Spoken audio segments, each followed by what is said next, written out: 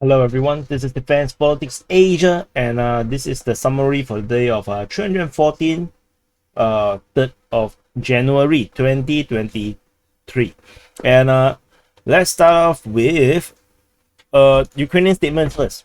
So the Ukrainian army commander, his name is called Alexander Syrskyi, he's also the hero of Ukraine. No, like many of you guys who are hero of DPA YouTube channel.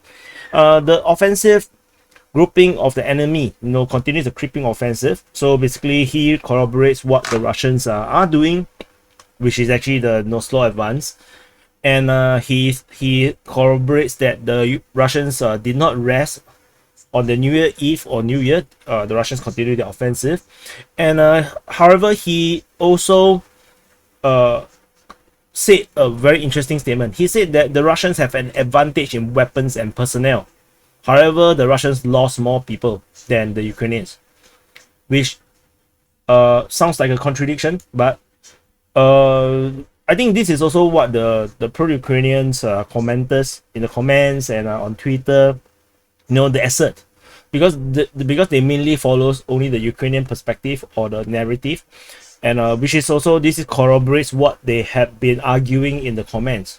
Because if you base your entire analysis of the whole war on the basis that the Ukrainians are killing more Russian soldiers every day, then you will really you analyze the whole perspective that the Russians are actually throwing soldiers into the front and die, like some of the movies, World War II movies, where the Russian soldiers are given one rifle per two soldiers, and just rush the German lines, kind of things. It is I didn't meant it in a way that I'm not referring the Ukrainians are the Nazi Germany's, but yeah, you know what I mean. So anyway, I just thought something is very interesting that they actually insisted this assertion that the Russians are taking more losses than the Ukrainians, whereas on the Russian side they are saying the exact same thing, but on the opposite end, like the Ukrainians are taking more casualties than the Russians. So yeah, you can believe whatever you want. I personally, I only care about who capture the settlements and the towns and the positions. How many people die actually doesn't matter to me. And over at the Russian side, there is also very interesting statements coming out from War Gonzo. So War Gonzo raised a very important issue. So they actually they communicate with a lot of the units on the ground, and one of these units called the separate 640th Hotwhistle Division. So this is a mobilized division, and they have been training. They are from the Saratov region and the Republic of Bashkortostan. Okay, so anyway, they have been training artillery in their build up to their deployment into Ukraine. The weird thing is that they are trained as gunners, as artillery guys, and they got sent to the front line, and they are being told to be infantry. They said that the division was announced that the infantrymen were not needed there, but you need infantry. A division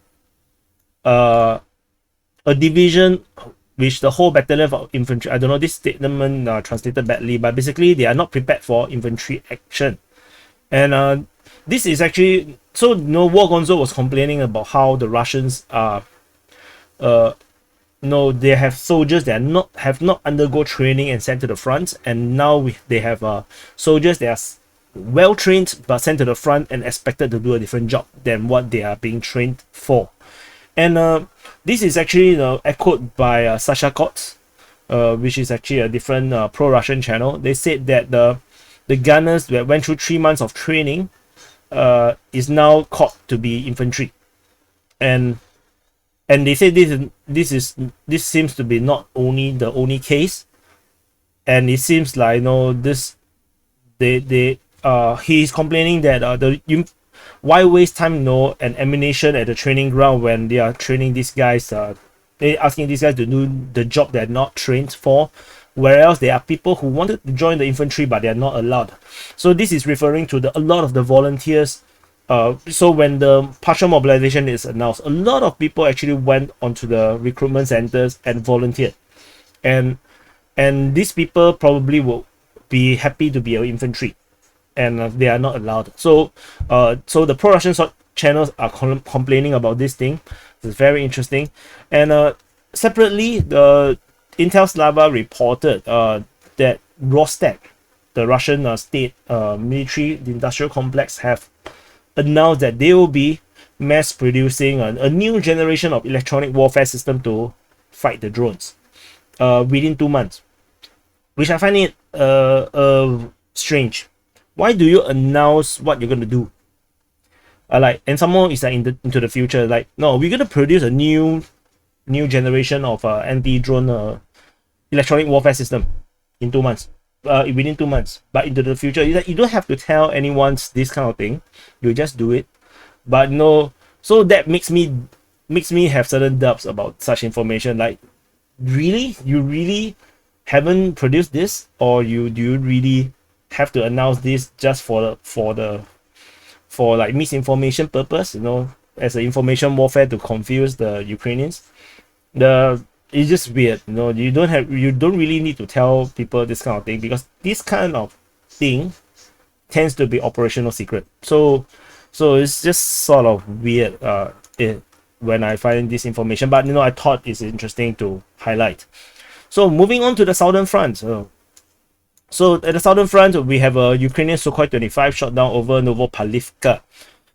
This is actually weird to me in the sense that it's a Sukhoi 25, but far away from the front line, and this is actually a Sukhoi 25 being deployed in the Mykolaiv Kherson region, which is also kind of weird. So this distance is actually quite far, 80 kilometers, 90 kilometers away from the front line, and I just thought that maybe I got the wrong Novopalivka. So it's just a bit strange. We have a plane shot down this far away in the front that is actually not exactly hot. So over at the Pitomkin Island, so previously we mentioned that there is information or intel suggesting that this island here south of the Kherson city has been captured by the Russian forces. The Ukrainians made a point to plant some flags, probably around in the northern region. Probably all these settlements are in the northern part, and it was in a video. So Surya Maps is the first to inform about this, saying that the latest footage confirmed that the Ukrainian armies have presence in the northern part of this island, and the deep state UA actually also corroborated this information. I personally did not see the video, so I basically just reporting, which is also yeah, I actually think that this makes a lot of sense, because it makes no sense for the Russians to actually go to the northern shores of this island to be in firing range from the city itself. So yeah, ultimately this is still strategically not important, despite the deep state UA say that this can significantly affect further developments of military operation, which I think is totally nonsense. Is rubbish. There's no reasons to have that island. You can totally just go around it. Moving on to the Zaporizhia line. At the Zaporizhia line, we have shelling report at Chevone. So this is reported by the Russian Defense Ministry.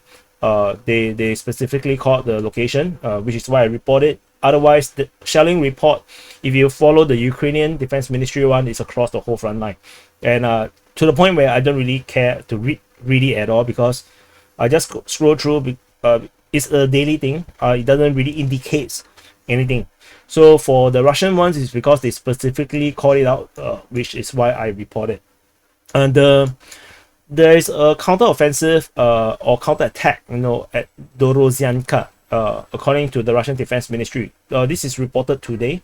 Might be referring to the incidents yesterday, but we cannot tell, because the Russians report in the middle of the day, so it's hard to say.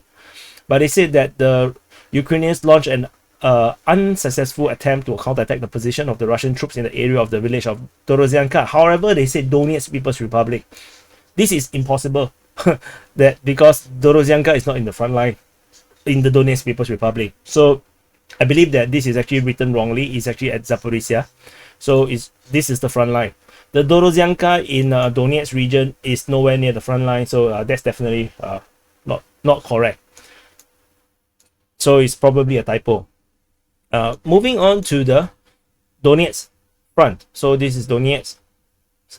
If this Ukraine, Donbas refers to Luhansk and Donetsk, this entire most eastern part of Ukraine. And over the Donetsk region, we have a lot of shelling report coming out from the Russian Defense Ministry at Zolotaneva, at near Novodonetsk, Persistivka, Novorenka. We also have reports of shelling at Volodymyrivka. So it's all shelling reports from the Russian Defense Ministry. Nothing much to add on to all these things. If you want to click, it's not much. And talking about clicking, if you want to access this map, you have to become a Patreon or Coffee member. The subscription is $10 per month. It helps to fund the operations, and you'll be given exclusive access, which I will actually do a share, and then I'll actually put in something like that. I will exclusively put in your email to give you exclusive access. So yeah. Over at Novo Mikhailivka, we have fighting reported by the Ukrainian Defense Ministry, where the Russians are reportedly repulsed by the Ukrainian defenders. And we have also fighting reported at Boyeda, as well as at Marinka. Shelling reports also being reported in this region, with the Russian Defense Ministry saying that there is a complicated fire defeat, complex fire defeat. Like, they shoot the artillery, eastward and then go westward. Very complicated. Hit Hyohivka, and also at Boyeda, they also mentioned the same complex fire defeat. Very complicated things. At Krasnohorivka, we have fighting reported also by the Ukrainian Defense Ministry. And over at the Pisky region, this time around, War Gonzo did not report about fighting in this region here, because previously the fighting here is almost exclusively only reported by War Gonzo. No one else bothered to report about this region anymore. But we also don't have anything here. This Donetsk city, and to the east of Donetsk city is Makiivka, which is actually where the missile strike I reported 1-2 days ago is located at. And the Russian Defense Ministry came out with a very long report on what exactly happened at Makiivka. So let me go through a bit. So the Russian Defense Ministry reported on the Jan the 1st, 0:01 Moscow time. There's a 6 rockets from HIMARS multiple rocket system being 6 rockets from the HIMARS getting fired at Makiivka, at one of the deployment point of the Russian military units. So basically it's a one whole salvo from a single HIMARS. So you can actually imagine the power of a single HIMARS. Actually, 2 rockets were intercepted on duty air defense equipment. However, there's other 4 actually hits the building, and then the detonation of the warheads of the rockets caused the ceiling of the buildings to collapse. And after the tragedy, everyone from the military unit, the command officers, the junior commander and servicemen of other units took all available measures to rescue the victims. First aid were provided, wounded were evacuated. Obviously, all these are just rubbish talk. All these are just given. And they said that during the analysis of the rubbles of the reinforced concrete structure, they actually make a point that this is actually reinforced, which I doubt is reinforced, because it's a school, if I'm not wrong. They say that the number of dead is now increased to 89, and included in the death, in the dead is actually the deputy commander of the regiment. And so they talk about talking to the victims and families and everything, and they actually added that they returned fire and they actually destroyed the launcher that fired at Makiivka, which I do not believe is true. I don't think this is true at all. This makes no sense. It was not reported firstly on and then for HIMARS they fire and go. There's a fire and scoot strategy. There's no reason that the HIMARS would be destroyed at all. So I don't think this is true. I think this is just made up excuses. And to be honest, if you saw the images, the entire building is flattened, leaving only a few foundational pillars, and that's it. Everything is totally just flattened. There is to say that only the ceilings collapse. Maybe this is just translation problem, but no, the whole building is flattened. Anyone is in it, 80% of them will be dead. So I don't think this makes any sense. This is just an excuse by the Russian Defense Ministry trying to make things less severe than what it actually is. The Russian Defense Ministry continued. Then they actually said that they are already, there's already a commission working to investigate the circumstances of the incident, which I have reported that is decreed by Putin. And then they say that it is obvious that the main reason of the incident was the inclusion and mass use, contrary to the ban by the personnel of mobile phones in the range of enemy weapons. So this allowed the enemy to track and determine the coordinates of the location of the servicemen for the missile strike, and necessary measures are being taken to exclude such tragic incidents. And as a result of the investigation, the guilty officers will be brought to justice, which is another, just excuses after excuses. The phones are already banned. So what other necessary measures can you actually, do to prevent what is already a banned thing? So I think this is just, words, just words. Yeah. So but what is important is that the Russian Defense Ministry seems to corroborate that the main reason was the use of handphones, especially high intensity, because you have hundreds of people using the handphone in the exact same place. That actually lights up quite a bit if you have the right electronic warfare systems, or to monitor all these things. So anyway, that's all from Makievka. The rest of the Donetsk line, Donetsk front, up to New York region, we don't have anything all the way until at Mayosk. Near Mayosk, the Ukrainian Defense Ministry reported there's fighting around there, probably towards Druzhba. And now we are in the Bakhmut front. So Bakhmut is here.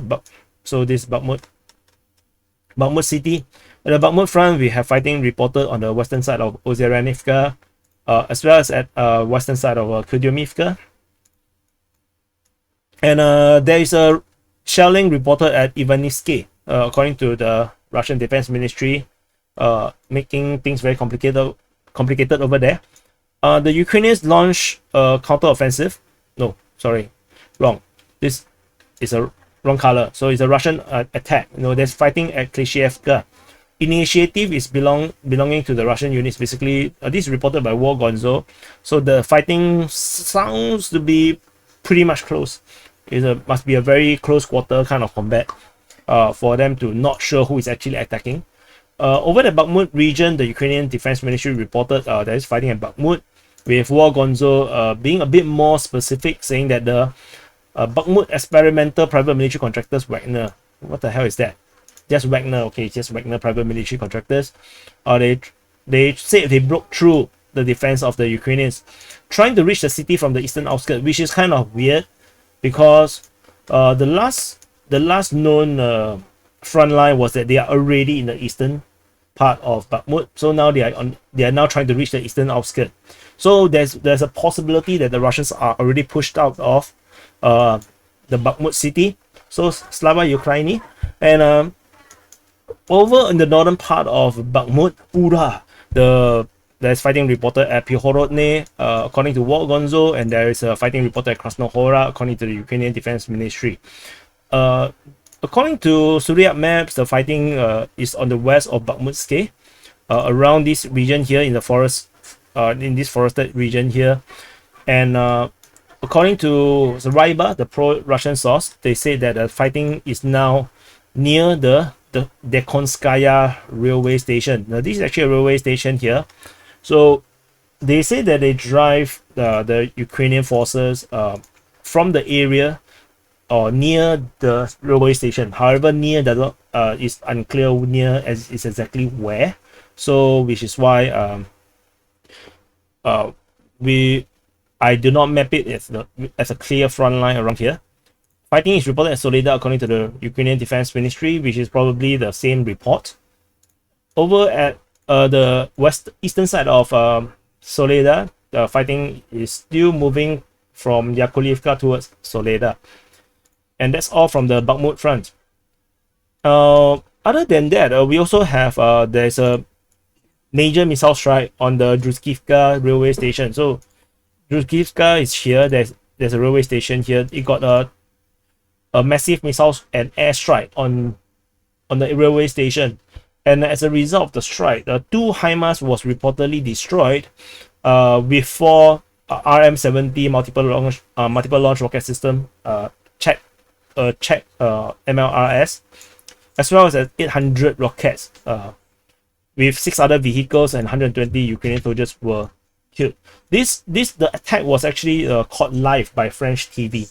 I believe you might have seen it if you are following the war, where I'm not exactly sure where he was standing, but the explosion happened behind him, and he was doing live with a live audience in the show, and it got everybody dumbfounded. It's a French reporter, but the reporter I'm quite sure he's fine, but the strike was actually captured live at night. At Kramatorsk, the Russian Defense Ministry reported that they took out 2 HIMARS system, where these HIMARS are reportedly shelling settlements in Donetsk People's Republic, which is actually kind of nonsensical. I do not think so. HIMARS is not used to attack civilian buildings. It's more towards very specific strikes, because how accurate it is and how expensive it is. So, but is yet another 2 HIMARS getting destroyed. So I have lost count of how many HIMARS the Russians have destroyed. So yeah, believe it if you want. It's not very important. Just report, because it's quite significant, because there's a limited number of HIMARS, but the HIMARS are able to do significant damage to the rear of the Russian side. There is a MiG-29 getting shot down over Kramatorsk in today's report from the Russian Defense Ministry. So yeah, so that's it from that part. Over at the Sivers front. So at the Sivers front, where there is a Ukrainian recon forces reported at Bilohorivka. I would actually say that it might not even be recon forces. It might just be an attack, an assault group that just happened to be being identified as a recon. Because the attacks nowadays, when we talk about offensive, usually the units involved is not very big, it's very small. And sometimes when I read the reports about the recon forces that was destroyed, they seems quite huge. So sometimes these are just another way to say the Ukrainians attacked, rather than but they like to use the words sabotage and recon, the DRGs, deep reconnaissance group. So take it with a pinch of salt, but there is fighting reported at Bilohorivka, and over at near Serebryanka, we also see that the Ukrainians actually launched an attack near Serebryanka. However, there is shelling report at Serebryanka and Krychorivka. So significantly was that the Russian Defense Ministry mentioned the word heavy flamethrower system. So the TOS-1A is being deployed in this region here, hitting Krychorivka, Serebryanka, and some other regions which I will be reporting later, which include Novosadove, as well as Dibrova.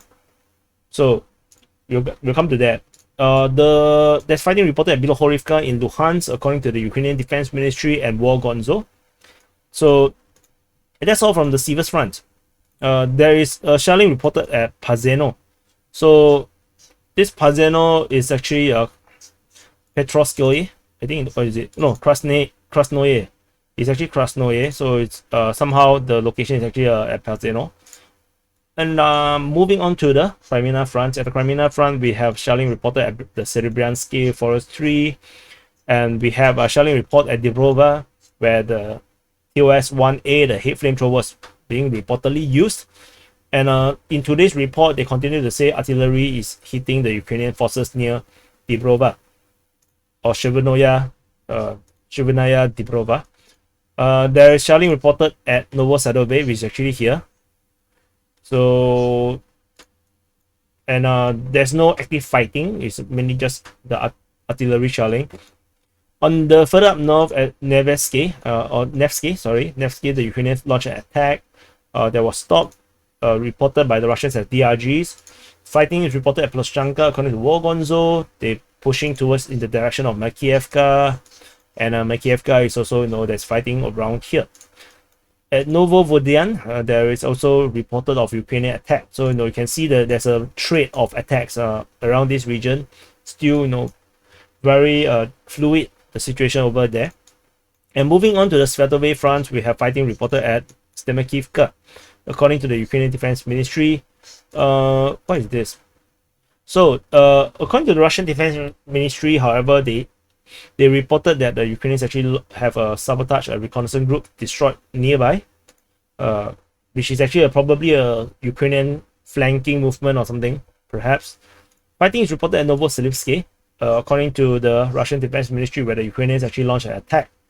And at Berestove, we have shelling reports on the 3rd and on today as well, according to the Russian Defense Ministry. At Tebaivka, we are now in the Kupiansk region. The Ukrainians launched an attack at Tebaivka. Shelling is at Kaislivka, reported today, and at Ivanivka, this is reported yesterday. Sinkivka saw shelling yesterday and being reported yesterday and today by the Russian Defense Ministry. The Ukrainians launched an attack near Liman Pershi, reported by the Russian Defense Ministry as recon forces. There's also shelling reported at Vorishna. Sorry, I spelled this wrongly. It's actually Vorishna. So at Vorishna. And that's all from the Kupiansk front. What is this? Yeah, let's delete this. So, and that's all. That's all for the very long-winded report today. For the 314 for the 3rd of January. Please press the subscribe button if you have not subscribed. Please press the like button. And also, as I mentioned, do check out the Patreon or the coffee.com. The links are below. Do check it out if you want to access this map. And also, yeah, bye, and I'll see you in the next update.